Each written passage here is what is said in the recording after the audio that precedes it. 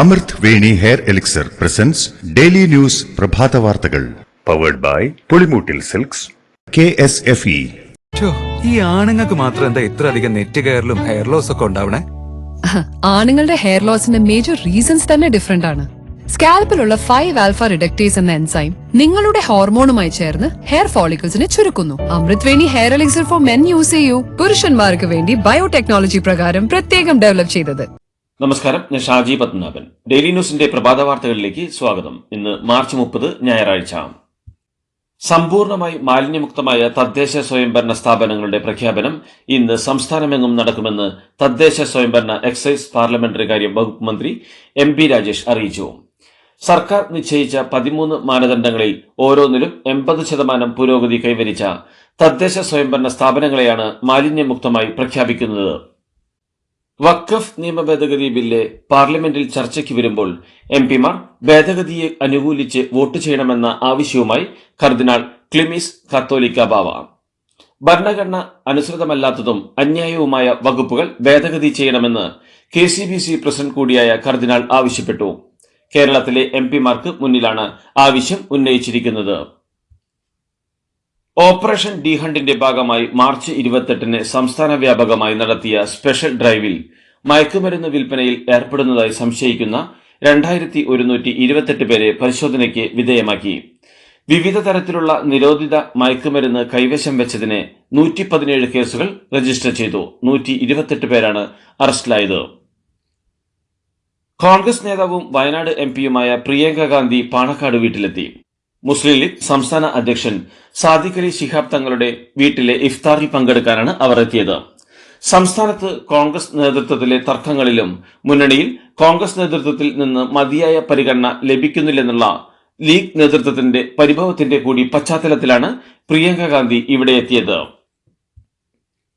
വയനാട്ടിലെ മുണ്ടക്കൈ ചൂരൽമല ദുരിതബാധിതർക്ക് Lulu group chairman MA Yusuf Ali 50 വീടുകൾ നൽകും. മുഖ്യമന്ത്രി പിണറായി വിജയനെയാണ് അദ്ദേഹം ഇക്കാര്യം അറിയിച്ചത്. വീട് നിർമ്മാണം കൊണ്ട് മാത്രം പുനരധിവാസം അവസാനിക്കില്ലെന്നും ചരിത്രത്തിൽ രേഖപ്പെടുത്തുന്ന വിധത്തിൽ പദ്ധതി പൂർത്തീകരിക്കുമെന്നും മുഖ്യമന്ത്രി പറഞ്ഞു. മേപ്പാടിയിൽ പുനരധിവാസ പദ്ധതിയുടെ പ്രതീകാത്മക തറക്കല്ലിടൽ ചടങ്ങ് ഉദ്ഘാടനം ചെയ്ത ശേഷമാണ് കേന്ദ്ര സർക്കാരിനെ വിമർശിച്ചുകൊണ്ടുള്ള മുഖ്യമന്ത്രിയുടെ പ്രസംഗം. മോഹൻലാൽ പൃഥ്വിരാജ് കൂട്ടുകെട്ടിൽ ഒരുങ്ങിയ എമ്പുരാനെ നിർമ്മാതാക്കളുടെ കട്ട്. 17 രംഗങ്ങൾ ഒഴിവാക്കിയും ചില പരാമർശങ്ങൾ മ്യൂട്ട് ചെയ്തും സെൻസർ ചെയ്ത ചിത്രം ബുധനാഴ്ചയോടെ തിയേറ്ററുകളിൽ എത്തും. ചിത്രത്തിലെ പ്രധാന വില്ലന്റെ പേരിലും മാറ്റം വരുത്തും. വ്യാപക പ്രതിഷേധത്തെ തുടർന്ന് ചിത്രത്തിന്റെ നിർമ്മാതാക്കൾ തന്നെയാണ് മാറ്റം ആവശ്യപ്പെട്ടത്. കേരളത്തെ അപകീർത്തിപ്പെടുത്തും വിധം അവതരിപ്പിക്കപ്പെട്ട ദി കേരള സ്റ്റോറിക്ക് ഇല്ലാത്ത സെൻസർ ബോർഡ് കട്ട് എമ്പുരാനെ എന്തിനെന്ന് മന്ത്രി V ശിവൻകുട്ടി. ഗുജറാത്ത് കലാപവും ഗോത്ര സംഭവവും ഒക്കെ ഇന്ത്യൻ ചരിത്രത്തിന്റെ ഭാഗമാണ്. അത് ഏത് തുണി കൊണ്ട് മറച്ചാലും ഏത് കത്രിക കൊണ്ട് മുറിച്ചാലും തലമുറകൾ കാണുകയും അറിയുകയും ചെയ്യും എന്നും അദ്ദേഹം വ്യക്തമാക്കി. ഭയപ്പെടുത്തിയും ആക്രമിച്ചും ആവിഷ്കാര സ്വാതന്ത്ര്യത്തിന് തടയിടാൻ സംഘപരിവാർ ശക്തികൾ ശ്രമിക്കരുതെന്ന് കോൺഗ്രസ് പ്രവർത്തക സമിതി അംഗം രമേശ് ചെന്നിത്തല. സംഘപരിവാർ സമ്മർദ്ദത്തിന്റെ ഭാഗമായി എമ്പുരാൻ സിനിമ വീണ്ടും സെൻസർ ചെയ്യപ്പെടുന്നതിനെതിരെ പ്രതികരിക്കുകയായിരുന്നു അദ്ദേഹം. പൂരം വെടിക്കെട്ടുമായി ബന്ധപ്പെട്ട് കേന്ദ്ര സഹമന്ത്രിയും MP-യുമായ നടൻ സുരേഷ് ഗോപിക്കെതിരെ കോൺഗ്രസ്. തൃശൂർ പൂരം വെടിക്കെട്ടിന് എങ്ങനെ അനുമതി ലഭിക്കുമെന്ന് MP വ്യക്തമാക്കണമെന്ന് DCC പ്രസിഡന്റ് അഡ്വക്കേറ്റ് ജോസഫ് ടാജറ്റ് ആവശ്യപ്പെട്ടു. വെടിക്കെട്ട് ഗംഭീരമായി ജനങ്ങൾ നടത്തുമെന്ന് പറഞ്ഞൊഴിയാനല്ല സുരേഷ് ഗോപി ശ്രമിക്കേണ്ടതെന്നും അദ്ദേഹം കുറ്റപ്പെടുത്തി.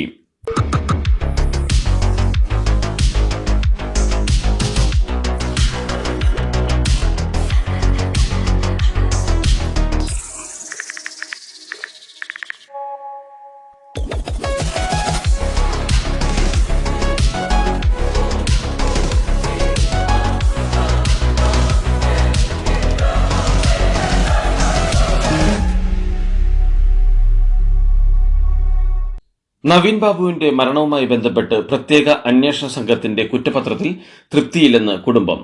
നവീൻ ബാബുവിന്റെ സഹോദരനും നവീൻ ബാബുവിന്റെ ഭാര്യയും വീട്ടിൽ വിളിച്ചു ചേർത്ത വാർത്താസമ്മേളനത്തിലാണ് പ്രതികരണം അറിയിച്ചത്. നവീൻ ബാബുവിന്റെ മരണവുമായി ബന്ധപ്പെട്ട ഗൂഢാലോചനയിൽ പങ്കെടുത്തവരെ കുറിച്ച് അന്വേഷിക്കുന്നില്ലെന്ന് കുടുംബം ആരോപിച്ചു. തിരുവനന്തപുരത്തെ സമരത്തിൽ പങ്കെടുത്ത ആശാവർക്കർമാർക്ക് തടഞ്ഞുവെച്ച ഓണറേറിയം കിട്ടിത്തുടങ്ങി. ആലപ്പുഴയിലെ ആശമാർക്കാണ് 7,000 രൂപ ലഭിച്ചത്. വിവിധ PHCയിലെ ആശാവർക്കർമാർക്ക് ഓണറേറിയം അവരുടെ ബാങ്ക് അക്കൗണ്ടിൽ ലഭിച്ചു. സമരത്തിൽ പങ്കെടുത്തവരുടെ ഓണറേറിയം തടഞ്ഞുവെച്ചത് റിപ്പോർട്ട് ചെയ്തിരുന്നു. സംസ്ഥാനത്തെ വേനൽ ചൂട് ഉയരുന്ന സാഹചര്യത്തിൽ ഉഷ്ണതരംഗ സാധ്യത മുന്നിൽ കണ്ട് ജാഗ്രത തുടരണമെന്നും വകുപ്പുകൾ ഏകോപിതമായ പ്രവർത്തനങ്ങൾ നടത്തണമെന്നും മുഖ്യമന്ത്രി പിണറായി വിജയൻ. ഉഷ്ണതരംഗ സാധ്യത തുടരുന്ന സാഹചര്യം, മഴക്കാല പൂർവ്വ ശുചീകരണം, ആരോഗ്യ ജാഗ്രത, പകർച്ചവ്യാധി പ്രതിരോധ നടപടികൾ എന്നിവയുമായി ബന്ധപ്പെട്ട കാര്യങ്ങൾ ചർച്ച ചെയ്യുന്നതിനായി വിളിച്ചു ചേർത്ത യോഗത്തിൽ സംസാരിക്കുകയായിരുന്നു മുഖ്യമന്ത്രി. സർക്കാരിന്റെ പിടിപ്പുകേടും അമിത രാഷ്ട്രീയവൽക്കരണവും ഉന്നത വിദ്യാഭ്യാസ മേഖലയെ തകർത്ത് തരിപ്പണമാക്കിയതിന്റെ ഏറ്റവും ഒടുവിലത്തെ ഉദാഹരണമാണ് കേരള സർവകലാശാലയിൽ MBA ഉത്തര കേരള നഷ്ടമായി വിദ്യാർത്ഥികളുടെ ഭാവി അനിശ്ചിതത്തിലായ സംഭവമെന്ന് പ്രതിപക്ഷ നേതാവ് VD സതീശൻ. ഇത് കേരളത്തിന് അപമാനമാണ്. സംസ്ഥാനത്തെ ഒരു സർവകലാശാലകളിലും ചോദിക്കാനും പറയാനും ആരും ഇല്ലാത്ത സ്ഥിതിയാണെന്നും അദ്ദേഹം പറഞ്ഞു. കഴിഞ്ഞ 9 വർഷത്തിനുള്ളിൽ 6,000 കോടി രൂപയുടെ അടിസ്ഥാന സൗകര്യ വികസനമാണ് പൊതുവിദ്യാഭ്യാസ മേഖലയിൽ സർക്കാർ നടപ്പിലാക്കിയതെന്ന് ഭക്ഷ്യ പൊതുവിതരണ വകുപ്പ് മന്ത്രി GR അനിൽ. നെടുമങ്ങാട് സർക്കാർ ഗേൾസ് ഹയർ സെക്കൻഡറി സ്കൂളിലെ ബഹുനില മന്ദിരത്തിന്റെയും സ്കൂളിന്റെ 80ാം വാർഷിക ആഘോഷങ്ങളുടെയും ഉദ്ഘാടനം നിർവഹിച്ച് സംസാരിക്കുകയായിരുന്നു മന്ത്രി. തൃശൂർ നഗരത്തിലെ 139 പഴയ കെട്ടിടങ്ങൾ പൊളിക്കാൻ കോർപ്പറേഷൻ കൌൺസിൽ യോഗം ഒറ്റക്കെട്ടായി തീരുമാനമെടുത്തു. കെട്ടിടങ്ങൾ പൊളിക്കാൻ കോർപ്പറേഷൻ സെക്രട്ടറിയെ ചുമതലപ്പെടുത്തി. സംസ്ഥാന ദുരന്ത നിവാരണ സമിതിയും കോർപ്പറേഷനും സംയുക്തമായി നടത്തിയ പരിശോധനയിലാണ് പഴക്കം ചെന്ന കെട്ടിടങ്ങൾ കണ്ടെത്തിയത്. മോൾക്ക് ബർത്ത്ഡേ ഗിഫ്റ്റ് വാങ്ങണ്ടേ? ഷോപ്പിൽ കൊണ്ടുപോയി ഇഷ്ടമുള്ള വാങ്ങി കൊടുക്കാം. അപ്പൊ ഏട്ടൻ വരുന്നുണ്ടോ? ഗിഫ്റ്റ് കാർഡ് വരും. അതെ, ഓരോ ചിട്ടിയിലും ഒരാൾക്ക് 5,000 രൂപയുടെ ഗിഫ്റ്റ് കാർഡ് സമ്മാനം. മെഗാ സമ്മാനമാണെങ്കിലോ പുതുപുത്തൻ ബെൻസ് കാർ. 2ാം സമ്മാനം ഇന്നോവ ക്രിസ്റ്റ, അതും 17 ഇത്തവണ സമ്മാനങ്ങളുടെ നക്ഷത്രത്തിലക്കവുമായി KSFE ഗാലക്സി ചിട്ടികൾ. സ്വജനപക്ഷപാതം, കാര്യനിർവഹണത്തിലെ പിടിപ്പുകേട് എന്നിവയിലൂടെ BJP സർക്കാർ ബാങ്കിംഗ് മേഖലയെ പ്രതിസന്ധിയിലേക്ക് തള്ളിവിടുകയാണെന്ന് കോൺഗ്രസ്. സമ്മർദ്ദത്തിലൂടെയും വിഷലിപ്തമായ തൊഴിൽ സാഹചര്യത്തിലൂടെയുമാണ് ജൂനിയർ ജീവനക്കാർ കടന്നുപോകുന്നതെന്നും പ്രതിപക്ഷം ആരോപിച്ചു. ഏപ്രിൽ 6 ആഘോഷിക്കുന്ന രാമനവമിക്ക് മുന്നോടിയായി ഇന്നു മുതൽ സംസ്ഥാനത്തെ ആരാധനാലയങ്ങളുടെ 500 മീറ്ററിനുള്ളിലുള്ള മാംസവിൽപ്പന ഉത്തർപ്രദേശ് സർക്കാർ നിരോധിച്ചു. കൂടാതെ എല്ലാ അനധികൃത അറവുശാലകളും അടച്ചുപൂട്ടാൻ അധികൃതർ നിർദ്ദേശം നൽകി. രാജവാഴ്ച പുനഃസ്ഥാപിക്കാൻ കാഠ്മണ്ഡുവിൽ പ്രതിഷേധ മാർച്ച്. മുൻ രാജാവ് ജ്ഞാനേന്ദ്ര ഷായുടെ അനുയായികൾ സംഘടിപ്പിച്ച പ്രതിഷേധ മാർച്ചിനിടെ വ്യാപകമായ ആക്രമണത്തിൽ 2 പേർ കൊല്ലപ്പെടുകയും 100-ലേറെ പേർക്ക് പരിക്കേൽക്കുകയും ചെയ്തു. മ്യാൻമറിലും തായ്ലൻഡിലും കനത്ത നാശം വിതച്ച ശക്തമായ ഭൂകമ്പത്തിൽ മരണസംഖ്യ ഉയരുന്നു. മ്യാൻമറിൽ മരണസംഖ്യ 1,600 കവിഞ്ഞതായി മ്യാൻമറിലെ സൈനിക ഭരണകൂടം പ്രസ്താവനയിൽ അറിയിച്ചു. മരിച്ചവരുടെ എണ്ണം 1,644 ഉയർന്നതായും 3,408 പേർക്ക് പരിക്കേറ്റതായും സൈനിക ഭരണകൂടത്തെ ഉദ്ധരിച്ച് അന്തർദേശീയ മാധ്യമങ്ങൾ റിപ്പോർട്ട് ചെയ്തു. അതേസമയം 10,000-ലേറെ പേർ മരിച്ചിട്ടുണ്ടാകുമെന്നാണ് US ജിയോളജിക്കൽ സർവേയുടെ നിഗമനം. ഒമാൻ ഒഴികെയുള്ള ഗൾഫ് രാജ്യങ്ങളിൽ ഇന്ന് ചെറിയ പെരുന്നാൾ. ഒമാനിൽ തിങ്കളാഴ്ചയായിരിക്കും പെരുന്നാൾ. മാസപ്പിറവി കണ്ടതായി UAE, Saudi Arabia, Bahrain, Qatar തുടങ്ങിയ രാജ്യങ്ങൾ അറിയിച്ചു. ഒമാനിൽ മാസപ്പിറവി കാണാത്ത പശ്ചാത്തലത്തിൽ റമദാൻ 30 പൂർത്തിയാക്കി തിങ്കളാഴ്ച ഈദുൽ ഫിത്തർ ആഘോഷിക്കും. ഇന്ത്യൻ സൂപ്പർ ലീഗിൽ മുംബൈ ഇന്ത്യൻസിനെ ഏകപക്ഷീയമായ 5 ഗോളുകൾക്ക് തകർത്ത് ബാംഗ്ലൂരു FC സെമി ഫൈനലിൽ. സെമിയിൽ FC ഗോവയുമായാണ് ബാംഗ്ലൂരുവിനെ ഏറ്റുമുട്ടേണ്ടത്. ഇന്ത്യൻ പ്രീമിയർ ലീഗിൽ ഗുജറാത്ത് ടൈറ്റൻസിനെതിരെ മുംബൈ ഇന്ത്യൻസിന് 36 റൺസിന്റെ തോൽവി. ടോസ് നഷ്ടപ്പെട്ട് ബാറ്റിംഗിനെത്തിയ ഗുജറാത്തിനെ 41 പന്തിൽ 63 റൺസ് എടുത്ത സായ് സുദർശന്റെ ഇന്നിംഗ്സിന്റെ മികവിൽ 8 വിക്കറ്റ് നഷ്ടത്തിൽ 196 റൺസ് എടുത്തു.